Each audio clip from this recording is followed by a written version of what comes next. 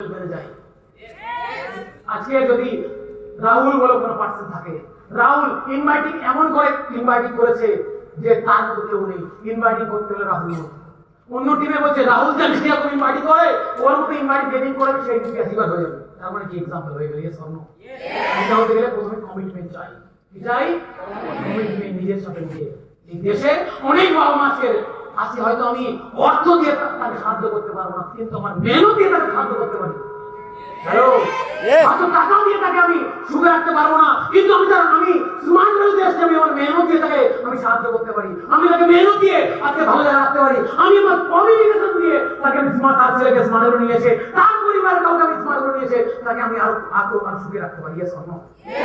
তার জীবন থেকে, তার পরিবার থেকে দুঃখের ছায়া মেটাতে পারি। Yes or no? হ্যাঁ কি না? তুমি বোঝো না? এজন্য কমিট হও না, আর কমিটমেন্ট হও না বলে তুমি বড় কিছু করতে পারো না। তোমাকে সেকেন্ড কি লাগবে? প্রথম কি বললাম? কন্ট্রোল। সেকেন্ড কি বললাম? থার্ড কি বললাম? চ্যালেঞ্জ। ইয়েস, অনেক জায়গায় আমার চ্যালেঞ্জ, সব পরিস্থিতি আমার চ্যালেঞ্জ। ভগবান কত প্রবলেম দিয়ে আমি দেখে আছি। যখন আমার বিজনেস আমি যখন স্টার্টিং বিজনেস করি, আমি সব সিনিয়রদের কাছে শুনি এরা কি 120টা নো খেয়েছে, ও নাকি 60টা নো খেয়েছে, ও নাকি 70টা খেয়েছে, ও নাকি 80টা খেয়েছে। আমি প্রথম 30টা প্ল্যান দেওয়ার সাথে সাথে আমার 10টা ছেলে জয়েন করে গেছে। এবার আমি ভাবছি, আচ্ছা আমার বিজনেস হবে তো, সবাই খুশি হয়, আমি আরো মন খারাপ কেন? আমি তো এত নো খেলাম, আরো আমার বিজনেস হবে? আমি বিকাশকে যখন কোশ্চেন করি, দাদা হাসি, দাদা আমার বিজনেস হবে কেন?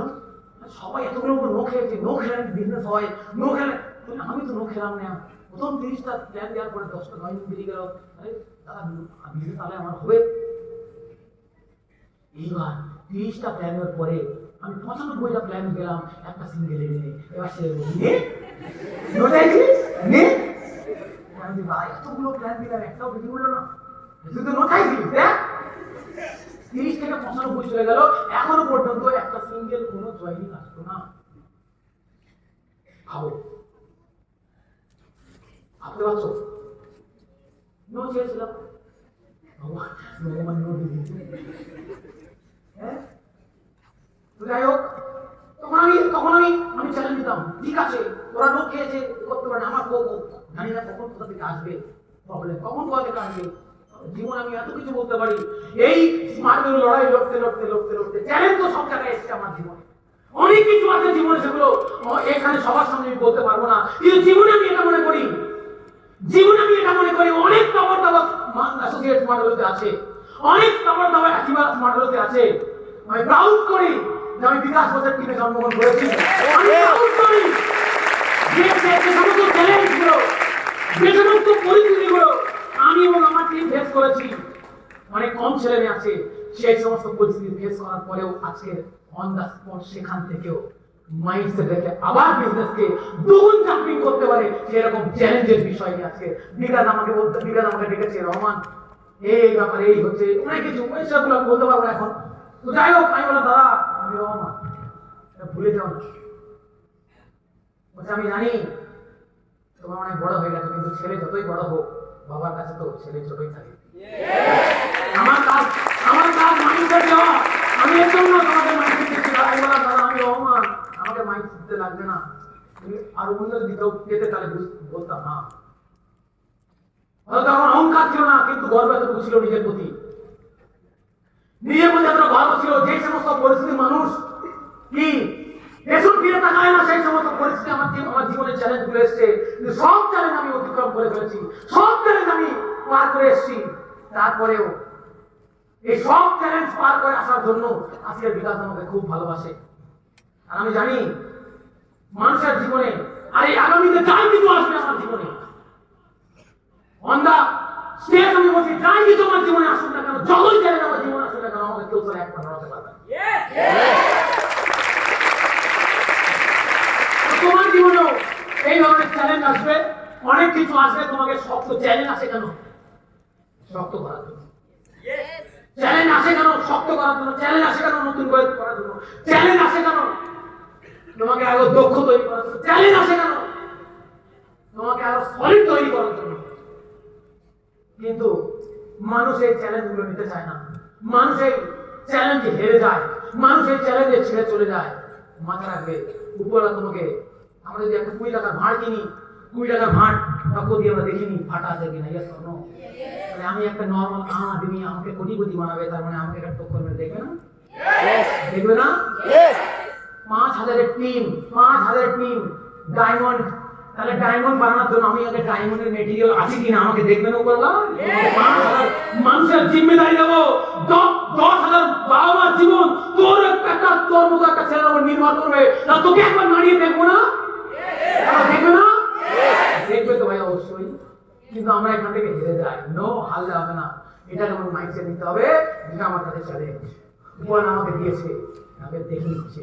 তুমি 10,000 বাবা মার জীবনে খুশি রাখার মতো মেটেরিয়াল তুমি, তুমি সেই পার্সেন্ট যেই পার্সেন্টের কাছে এতগুলো মানুষের জীবন আমি দিলে তারা ভালোভাবে থাকতে পারে। সমস্ত চ্যালেঞ্জ তোমার কাছে আসবে, চ্যালেঞ্জ তোমাকে পার করতে হবে। বোঝা গেল? হ্যালো, বোঝা গেল? পারবো? চ্যালেঞ্জ আমার জীবনে আসবে, সবার জীবনে এসছে ভাই, সবার জীবনে। তুমি আজকে যাকে খুশি তুমি দেখো, কাকে তুমি দেখবে, কার জীবনে চ্যালেঞ্জ আসেনি? আজকে যেই মুকেশ আম্বানির ছেলে অনিল আম্বানি আজকে 300 কোটি টাকা প্লেন গিফট করছে, 300 কোটি টাকা আজকে হেলিপ্যাড গিফট করছে। সেই মুকেশ আম্বানির বাবা ধীরুভাই আম্বানি যখন 85% এমপ্লয়ি তার বিরুদ্ধে শেয়ার হোল্ডার তার বিরুদ্ধে চলে যায়, 85% মানে শেয়ার হোল্ডার তার বিরুদ্ধে যখন চলে যায়, তখন তার সে জীবনে এতটা শক খায়, তার এক সাইড পুরো প্যারালাইজ হয়ে যায়, বুকের আবার দেখে যায়, হাত এরকম ভাবে দেখে। তুমি গুরু মুভি দেখো, গুরু ফিল্ম দেখো, অভিষেক বচ্চনের গুরু ফিল্ম দেখলে বুঝতে পারবে, ওখানে পুরো কাহিনী রয়েছে। ধীরুভাই আম্বানির পুরো কাহিনী ওখানে রয়েছে। যখন 85% এমপ্লয়ি, 85% শেয়ার হোল্ডার তার বিরুদ্ধে চলে যায়, তার শেয়ার ফিরিয়ে নিতে চায়, তখন তার বিরুদ্ধে 46টা কেস হয়। 46টা কটা? 46টা তার বিরুদ্ধে কেস হয়। 46 একটা কেস যেতে, সরি 47টা কেসের মধ্যে একটা কেস যেতে 46টা কেসে হেরে যায়। গভর্নমেন্ট অফ ইন্ডিয়া ওকে ফাঁসি দেওয়ার মতো করেছিল, তারপরেও তাকে ওই সময় কত লাখ টাকা ওর কাছে জরিমানা করে ওকে ওই জায়গা থেকে মুক্তি দেয়। 46টা কেস, একটা মানুষ 85% শেয়ার তার বিজনেস থেকে শেয়ার হয়ে যখন চলে যায়, তার বিরুদ্ধে তা চলে যায়, তারা যখন বাড়ির সামনে এসে তারা যখন অত্যাচার শুরু করে, তখন সে নিজেকে তার মানে শক খেয়ে যায়, হাই প্রেশার হাই হয়ে যায়, প্যারালাইজ হয়ে যায়, একটা সাইড ভেঙে যায়, হাত মুখ ভেঙে যায়। সেই পরিস্থিতি 46-47টা কেসে লড়েও, গভর্নমেন্টের সাথে লড়েও, 85% এমপ্লয়ের বিরুদ্ধে লড়েও, তারপরে আসে নিয়ে প্রমাণ করে দেয় এশিয়ার টপ বিজনেসম্যান। হ্যালো, আজকে যদি ওই জায়গায় ধীরুভাই আম্বানি না লড়তো, ওই জায়গায় যদি আজকে ধীরুভাই আম্বানি না লড়তো, আজকে তার নাতি অনিল আম্বানি আজকে 300 কোটি টাকার প্লেন গিফট না পেতো। Yes or no? আজকে তার বিয়েতে এত কোটি মানুষ তার পরিবারে আসছে, আজকে তাকে স্বাগত করতে আসছে, তাকে আজকে দোয়া আশীর্বাদ করতে আসছে তার বিয়েতে। কেন? কারণ তার দাদু এমন পার্সেন্ট ছিল যে 85% শেয়ার হোল্ডার তার বিরুদ্ধে যাওয়ার পরেও, প্যারালাইজ হয়ে যাওয়ার পরেও তবু সালা নিজে ছেড়ে যায়নি। তবু সেখানে দাঁড়িয়ে আজকে নিজেকে বলে গেছে, যে প্রমাণ করে দিয়েছে এর জন্য এই সমস্ত চ্যালেঞ্জ তার জীবনে এসছে, তারপরেও সে প্রমাণ করে দিয়েছে, তার জন্য আজকে আসেনি দাদার জীবন চ্যালেঞ্জ, আসেনি দাদার জীবন চ্যালেঞ্জ, প্রচুর চ্যালেঞ্জ এসছে দাদার জীবনে। তখন আমরা তো প্রতিটা জায়গায়, প্রতিটা মুহূর্তে, প্রতিটা দিনের কথা আমরা জানতাম। কি চ্যালেঞ্জ, বাড়ি থেকে প্রবলেম, অ্যাসোসিয়েটদের প্রবলেম, সিনিয়রদের প্রবলেম, কত জায়গায় কত চ্যালেঞ্জ এসছে, সব চ্যালেঞ্জকে তারা অতিক্রম করে তারপরে এই জায়গায় এসছে। বোঝা গেল না?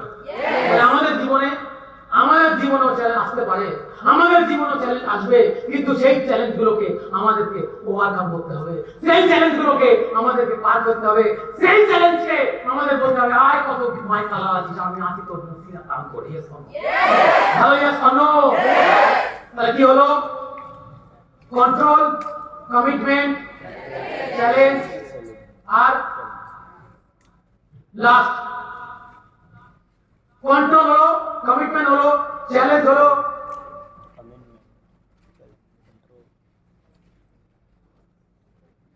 আরেকটা কি আছে, আরেকটা আছে মনে পড়ছে না, যদি সময় 5 মিনিট চলে এসছে। লাস্ট ছোট্ট একটা স্টোরি বলে আজকের মতো বিদায় নেব। যতটুকু আমি শেখালাম, যতটুকু আমি বললাম,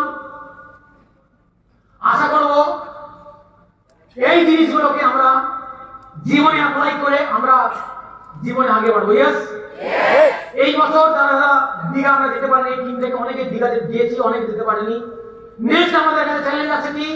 নেক্সট আমাদের কাছে চ্যালেঞ্জ আছে হলো থাইল্যান্ড, এবং নেক্সট চ্যালেঞ্জ আমাদের কাছে গোয়া, এবং আরেকটা চ্যালেঞ্জ আছে হলো কোম্পানি 25 ইয়ার্স সেলিব্রেশন।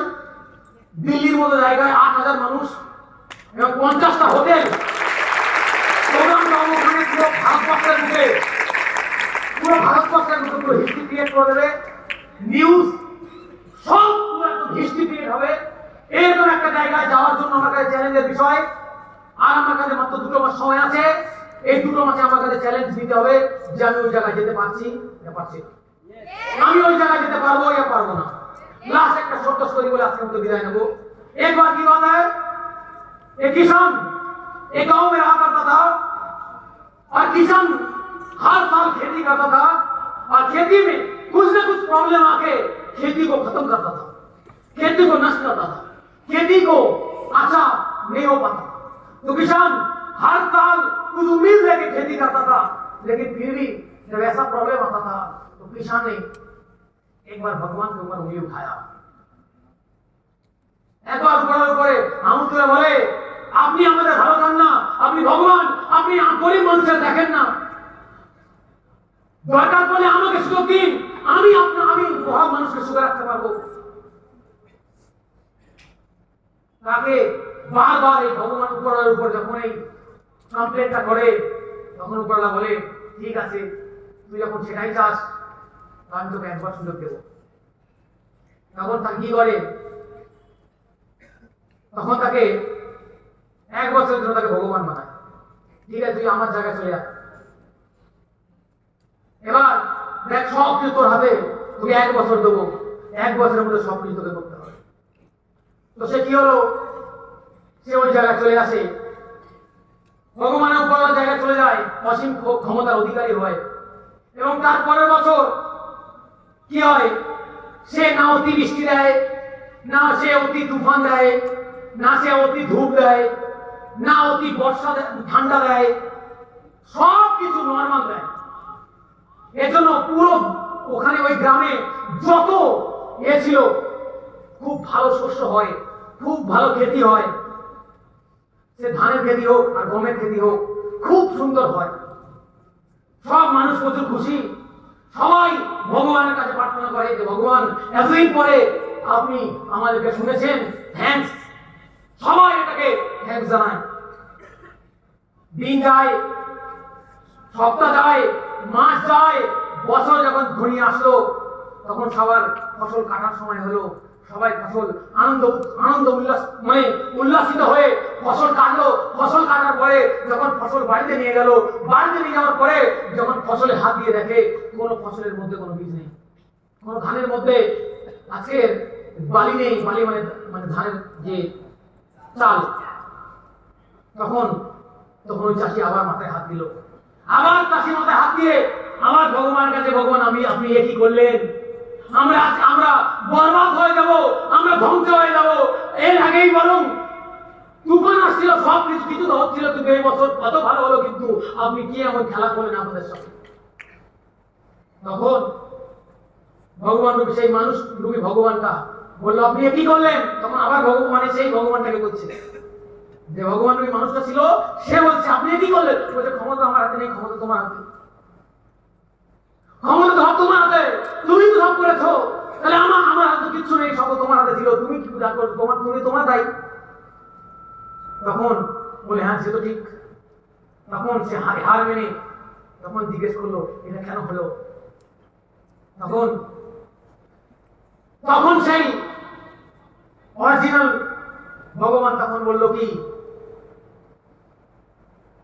স্বয়ং ভগবান তখন এটাই বলল, যখন ওই গাছ থেকে শস্যের রূপান্তরিত হওয়ার জন্য ওকে কঠিন পরিস্থিতির সামনা করতে হতো, তারপরেই ওই গাছ থেকে চালের জন্ম দিত। তুমি ওকে কোন রকম না ওকে নাড়াচাড়া দিয়েছো, না ওকে কোনো পরিস্থিতির সামনা করতে দিয়েছো, না কোনো প্রবলেমের মোকাবিলা ওকে করতে দিয়েছো, না ওকে কঠিন পরিস্থিতির সামনে আসতে দিয়েছো, তুমি ওকে নরমালি রেখে দিয়েছো, যার কারণে ও কঠিন পরিস্থিতির সামনা করেনি, এর জন্য ওর মধ্যে চালের জন্ম হয়নি। আমি প্রতি বছর ওকে প্রতিটা গাছকে আমি কঠিন পরিস্থিতির সামনা করতে দিই, যাতে ওই গাছকে কঠিন পরিস্থিতির সামনে হলে ওই গাছ থেকে চালে ভিতরে বীজে চাল আসতো, যা তুমি করতে দাও। এখানে আমার কিচ্ছু করার নেই, এখানে যা হয়েছে তোমার। আমাদের জীবনও কেমন, উপরওয়ালা যদি আমাদের জীবনে আজকে চ্যালেঞ্জ দিচ্ছে, উপরওয়ালা যদি আমাদের জীবনে কষ্ট দিচ্ছে, উপরওয়ালা যদি আমার জীবনে প্রবলেম দিচ্ছে, তো মাথায় রাখতে হবে যে আমার জীবনে সুখের জোয়ার, আমার জীবনে ভালো দিন খুব তাড়াতাড়ি চলেই আসছে। Yes or no? হ্যাঁ কি না? আমাকে ভাবলে হবে না, না স্যার আমার জীবনে প্রবলেম না আসুক, আমি আস্তে আস্তে বিজনেস করে যাব। বিজনেস হয়তো হবে, কিন্তু সব বালির পাহাড় ধরবে। কি হবে? বালির পাহাড়। একবার লহর আসবে, পুরো ভেঙে দিয়ে চলে যাবে। আমরা চাই বালির পাহাড়? যেই বিল্ডিংটা বানাতে যাই, সেই বিল্ডিং আমাদের সাকসেসের বিল্ডিং, আমাদের ফিউচারের বিল্ডিং, সেটা শক্ত হয়। হাজারো প্রবলেম আসার পরেও যেন ওই বিজনেস ভাঙতে না পারে। Yes or no? এর জন্য আমাদের জীবনে যত কঠিন পরিস্থিতি আসুক না কেন, যতই প্রবলেম আসুক না কেন, আমরা যেন সেই প্রবলেমের সামনা আমরা করতে পারি। পারবো সবাই? হ্যাঁ পারবো সবাই? হ্যাঁ। রাত জিতনা গভীর হতে, মানে রাত যতটা গভীর হয়, সকাল ততটাই কাছে আসে। Yes or no? আমার জীবনে যতই কষ্ট আসবে, আমার সাকসেসের পথ ততটাই, সাকসেসের খেল আমি তত কাছেই যাবো। Yes or no? হ্যাঁ কি না? আজকে যে কথাগুলো বললাম, আশা করি আমাদেরকে মনে থাকবে এবং আমরা সেগুলোকে অ্যাপ্লাই করব, এবং আমাদের জীবনে যা কমিটমেন্ট হোক, চ্যালেঞ্জ হোক, বা আজকের কন্ট্রোল হোক, যে তিনটে বিষয় আমি এখানে বললাম, এই তিনটে বিষয়কে আমরা আশা করি অ্যাপ্লাই করার চেষ্টা করব। Okay? Thank you all the best. আজকে জন্য এই পর্যন্ত।